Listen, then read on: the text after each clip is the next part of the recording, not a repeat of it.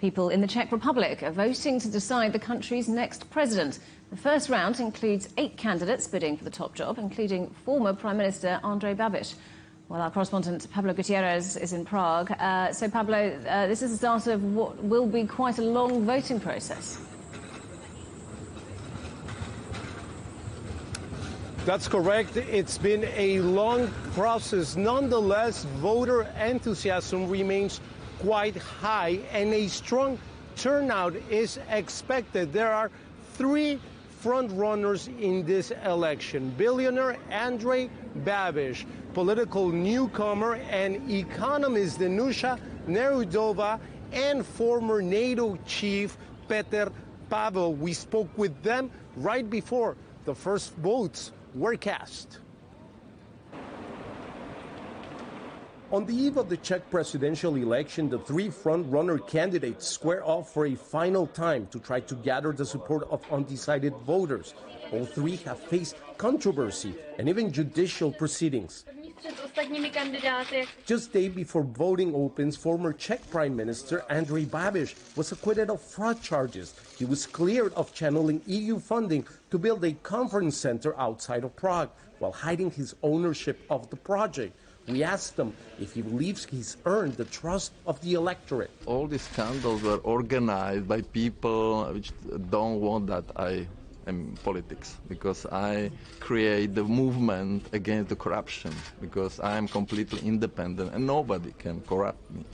Economist and former university rector Danuše Nerudová is the only woman running for the presidency. Political analysts say she has gathered strong support from young voters and has been propelled by a strong social media campaign. However, her time at the helm of Metal University was investigated by education authorities for suspicions of plagiarism in doctoral theses. Nerudová says she reformed the programs in question during her tenure and told us it's time for a woman to be president. There is a lot of aggression in our society, and I think that women would bring empathy and more political culture. Retired General Petr Pavel held senior military roles with NATO, but political analysts say lacks political experience. Recently, he has had to answer questions about his past as an intelligence officer for the Communist Party before the Velvet Revolution in 1989.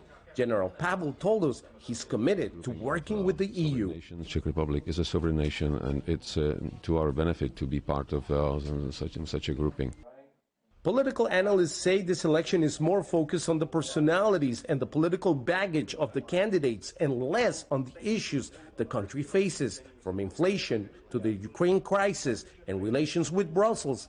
And the presidency is largely a ceremonial role with limited influence on the government.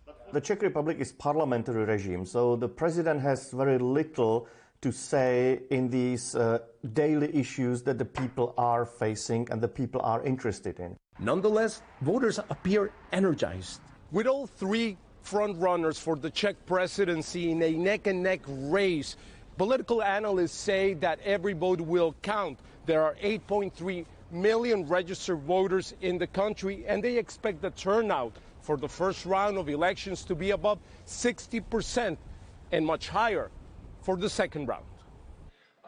Polls will remain open until Saturday. If no candidate reaches more than 50% of the total vote, the 2 top candidates will square off in a second round of elections in 2 weeks' time. And election authorities say that they will not call this election until every single vote is counted. 1/3 of voters that are 18 to 24 years old remain undecided. Pablo, thank you very much. Our correspondent Pablo Gutierrez in Prague.